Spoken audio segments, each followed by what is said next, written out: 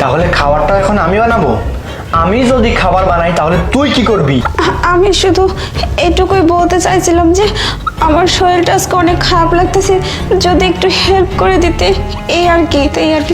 কি বললি তুই? কি বললি তুই? আমি ছেলে মানুষ, রান্নাঘরের সাথে কোনো সম্পর্ক আমার নাই, বুঝতে পারছিস? এখন তো মাত্র 20 মিনিট হয়েছে, আর 10 মিনিটের মধ্যে যদি খাবার রেডি না হয়েছে তোর কি অবস্থা করবো বুঝতে পারতেছিস? আমি ছেলে মানুষ আর তুই মেয়ে মানুষ, আমার কাজ করার জন্যই তুই আসছিস, কথা বুঝতে পারছিস? যা খাবার বানাবা 10 মিনিটের মধ্যে, যা। আরে প্রিয়া, তুমি কই যাচ্ছ? আমি এই তো একটু মার্কেটে যাচ্ছিলাম। কি ব্যাপার প্রিয়া, তোমার গলায় দাগ? বাসায় কোনো ঝামেলা হয়েছে নাকি? না না না। আরে দেখি দেখি। আরে আরে তোমার হাতে এরকম দাগ, কি তোমার হাজবেন্ড কি মারছে নাকি? হ্যাঁ না না, কি বলতেছো? মারবে কেন? আমি ভালো আছি। আচ্ছা ঠিক আছে, পরে কথা বলবো। হ্যাঁ আসি। আরে প্রিয়া দাঁড়াও। আরে কই যাচ্ছ? তোমার সাথে আমার কথা আছে। এইভাবে? আরে না না, ঠিক আছে।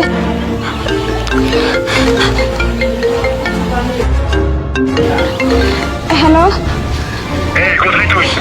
আমি এই তো মার্কেটে। মার্কেট থেকে আসতে কি এতক্ষণ লাগে? তুই কি কালকে মারের কথা ভুলে গেছিস নাকি? হ্যাঁ শোন, কালকে তো মাথা থাপ্পড় মারছি, এবার কিন্তু মাথার বেল্টটা তোর জন্য অপেক্ষা করতেছে। বেল্টের বাড়ি কি খাবি না 10 মিনিটের মধ্যে আসবি? নাকি মার্কেটিং এ কোন নাঙ্গির সাথে করতেছিস? না না ঠিক আছে, আমি আসতেছি। আজকের পর থেকে মারার কথা তো দূরে থাক, দেখে তোর কি অবস্থা করি আমি। এই কি রে?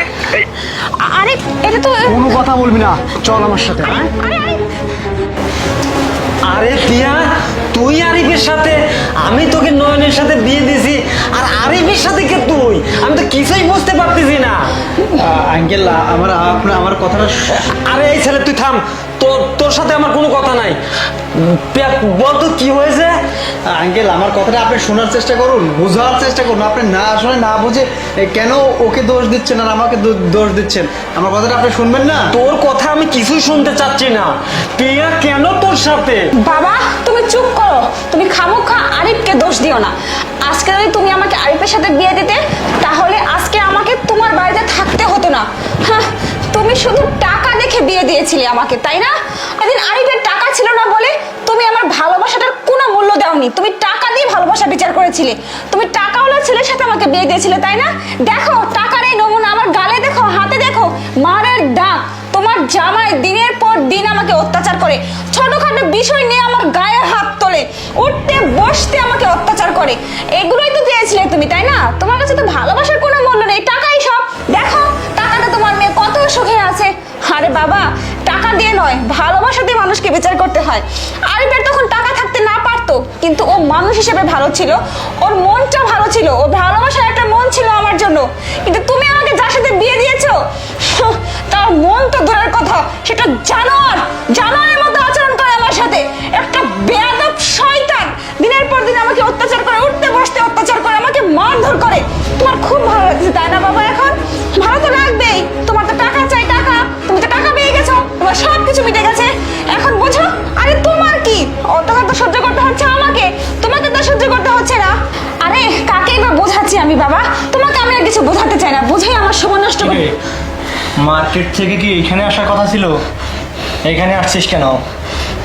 এই নয়ন, তুই ভুলে যাস। চুপ থাকুন আপনি। তুই কি থাপ্পড়ের কথা ভুলে গেছিস নাকি বেল্টের বাড়িটা আবার খাবি? আর এই পর পুরুষের সাথে তোর কি রঙ্গলীলা শুরু করছিস না? নয়ন চল। ভুলে যাসনি, ভুলে যাসনি, ও কিন্তু আমার মেয়ে।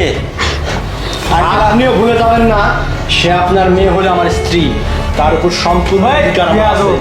খবরদার, হাত তুলে কথা বলবি না। এই তুই আমাদের মাঝে কথা বলার তুই কে?